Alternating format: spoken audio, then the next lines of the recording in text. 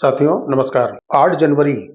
2025 को जो Sahara SEBI case contempt of court का सुना गया और जो सितंबर माह में जो सुनवाई हुई थी उसमें 10,000 करोड़ रुपए सहारा सेबी एस्क्रो अकाउंट में जमा करना था। उस समय सहारा की तरफ से एक डील की गई थी ओबेरॉय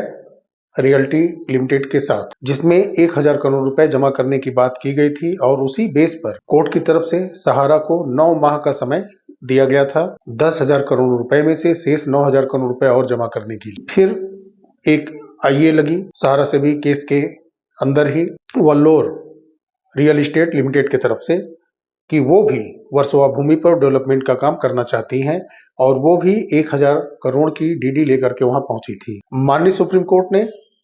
पैसा जमा कराने के लिए सहारा सेबी एस्क्रो अकाउंट में जो 10,000 करोड़ जमा करना है उसी को ध्यान में रखते हुए ये सेबी को समीक्षा करने के लिए तय किया है कि वो दोनों कंपनियों के बिजनेस मॉडल को, उनके कार्यशैली को देखेंगे और उसकी समीक्षा करेंगे। तब तक 1,000 करोड़ रुपए की जो डीडी है वो सीलबंद लिफाफे में सुरक्षित रखी रहेगी, उसका इस्तेमाल कोई नहीं कर पाएगा। अब 3 सप्ताह के बाद 5 फरवरी 2025 को सेबी की रिपोर्ट के हिसाब से ये तय होगा कि दोनों कंपनियां या कोई एक कंपनियां सहारा के वर्सोवा भूमि पर डेवलपमेंट के जो कार्य हैं वो आगे बढ़ाएंगे या दोनों कंपनियां भी सहारा के साथ जुड़ करके काम कर सकती हैं। इसमें से भी एक चीज और ध्यान रखेगी कि 2012 में कुछ इसी तरह की डेवलपमेंट की डील सहारा ने कही थी वर्सोवा भूमि पर और उसमें 19,000 करोड़ के आसपास जमा करने की बात की गई थी, जिसको उस समय कोर्ट ने माना था। लेकिन 2020, 21, 22, 23 सभी समय निकलते गए और इतने वर्ष के अंदर उस बात को पूरा नहीं कर पाया सहारा। तो जब सेबी ये चीज जांच करेगी, परख करेगी, सर्वे करेगी तो सहारा के उस डील को भी ध्यान में रखेगी कि किस कंपनी के साथ उनका डील हुआ था और वो अपनी बात पर खरा नहीं उतर पाए। सहारा कोर्ट के अंदर दरअसल कहा जाए तो 95% मैं कहूंगा कि लगभग वो किसी बात पर खरे नहीं उतरे और वो कंटेम्प्ट ऑफ कोर्ट कई बार कर चुके हैं। चाहे वो 2012 का डिसीजन हो जिसमें कि 15% ब्याज के सहित निवेशकों को भुगतान करने की बात हो, जिस पर इन्होंने बहुत ही गहरी साजिश की, क्यूसाप तमाम सोसाइटीज का गठन किया, बाद में कई कंपनियां तैयार की और उसमें कन्वर्जन का खेल खेला और उसमें मुझे लगता है कि जो 15% ब्याज है कहीं न कहीं उसके एवज में इन्होंने ज्वाइनिंग पॉइंट जैसा साजिश किया, जो कि आज डेफिशिएंसी के रूप में सीआरसीएस पोर्टल पर दिख रहा है। तो जो आदेश की कॉपी है वो अपलोड हो चुकी है और उसमें जो रिपोर्ट, इन सब बातों को मैंने इसलिए बताया कि जब सहारा और ये जो दोनों कंपनियां हैं जो सहारा के साथ डेवलपमेंट मिलकर के करना चाहती हैं तो इनके बैकग्राउंड के बारे में सेबी ये खंगालेगी कि जो डील कोर्ट के देखरेख में ही पहले वादा करके पैसा न जमा करना ये सहारा के साथ किस कंपनी ने किया है, ऐसी कंपनियां कर पाएंगे कि नहीं, जो कि 10-12 साल तक नहीं कर पाई, वो क्या कुछ महीनों में इस डील को फाइनल अंजाम दे पाएंगी,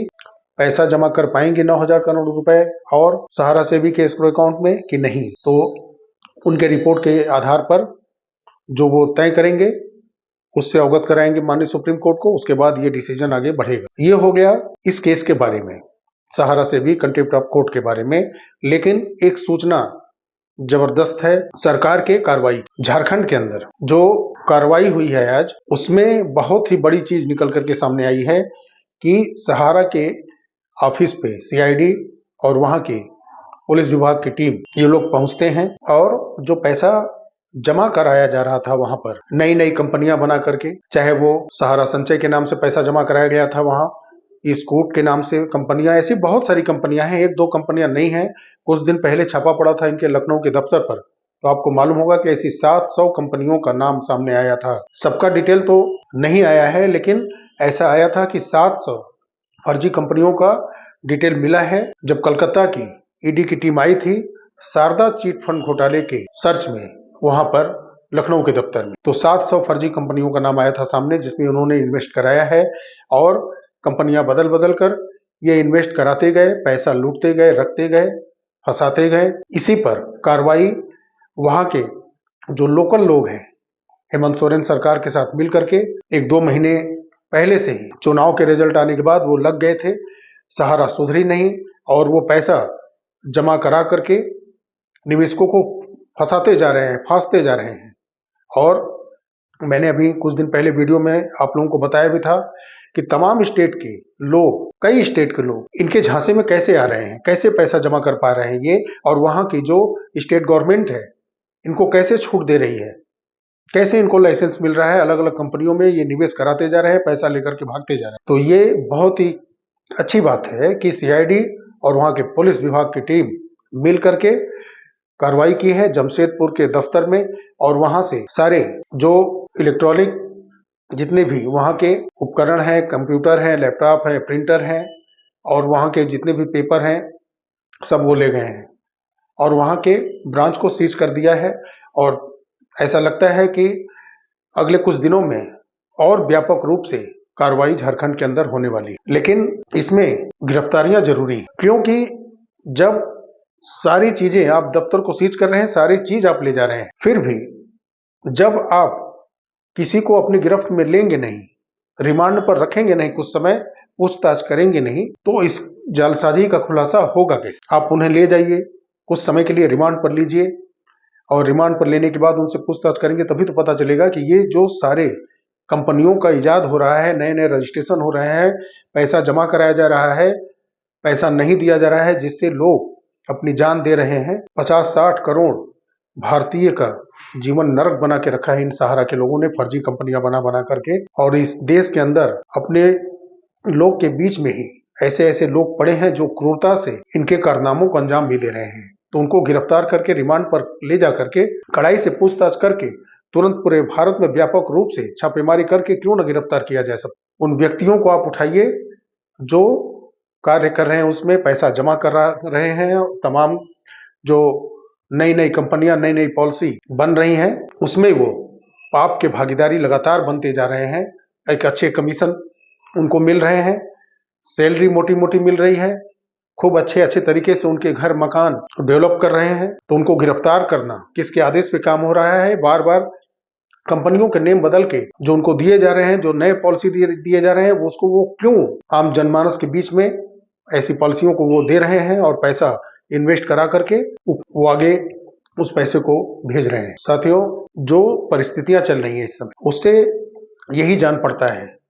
कि जितना भी तेजी से, बहुत ही कम से कम समय में सभी स्टेट गवर्नमेंट जहां सहारा के या सहारा के चीट फंड कंपनियों के ब्रांचेस चल रहे हैं, उसको सीज किया जाए और वहां कार्यरत जितने भी कर्मचारी हैं सहारा के, उनको रिमांड पर लिया जाए। अगर उनको आप छोड़ेंगे तो आप समय दे रहे हैं उनको और उनके अकाउं को संभलने का। आप ब्रांचों को सील करिए और उनको उठाइए, रिमांड पर लीजिए और उनसे नाम उगलवाइए कि वो कौन कौन लोग हैं।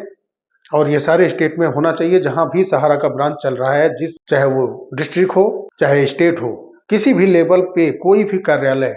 चिट फंड कंपनियों का चल रहा है, उसका जांच होना चाहिए, सीज होना चाहिए और वहां के लोगों को रिमांड पे लेकर के पूछताछ करके कठोर कार्रवाई करनी चाहिए। साथ ही में केंद्र सरकार जो बिल्कुल एक प्रकार से चुनाव के आसपास बोलती है, उसके बाद मूक दर्शक के रूप में तमाशा देखती है और दिखाती है लोगों को। कभी ईडी टीम लखनऊ चली जाती है, कभी कहीं चली जाती है, लेकिन कुछ निष्कर्ष लेकर के सामने वो आती नहीं है। अब समय आ गया है, अगर वो पूरे भारत के सहारा निवेशकों के नजर में गिरना नहीं चाहते हैं तो जिस प्रकार से झारखंड के अंदर कार्रवाई शुरू हुई है, उनसे ज्यादा तेजी से और कठोर तरीके से कार्रवाई करना वो शुरू कराएं, तभी सहारा के निवेशकों का भुगतान संभव हो सकेगा। जो केस चल रहा है या पहले जो केस चला है सहारा के साथ कोर्ट के अंदर, उससे जो नए पॉलिसी है जिसमें कि पैसा जमा करके ठगा गया है, निवेशकों को कन्वर्जन किया गया है, वो भुगतान रुकना ही नहीं चाहिए था। ये सहारा उसके आड़ में सबका भुगतान रोके रखा है और इसके ऊपर जब तक कठोर कार्रवाइयां नहीं होंगी, एक प्यून से लेकर के एक मैनेजिंग डायरेक्टर के हेड तक इसकी आंच नहीं पहुंचेगी, गिरफ्तारियों की, रिमांड पर नहीं लिए जाएंगे, तब तक इसमें भुगतान होना संभव नहीं है। साथियों, आप सजग रहें, सचेत रहें। बॉन्ड आपका हथियार है आपको पैसा दिलाने के लिए, और आप जो ऐसे ब्रांच चल रहे हैं, ऐसे ब्रांचों में गुमराह होकर के ना अपना बॉन्ड जमा करें, ना ही वो ऐसे कई जो नए नए पॉलिसी वो लाते हैं उसमें जाके कहीं भूल करके इन्वेस्ट करें। जागरूकता बढ़ाएं और खुद सजग रहें। साथियों, वीडियो अच्छा लगा हो तो लाइक करिएगा, चैनल को सब्सक्राइब अवश्य करिएगा। मिलते हैं बहुत जल्द अगले वीडियो में, तब तक के लिए नमस्कार, जय हिंद, जय भारत, वंदे मातरम।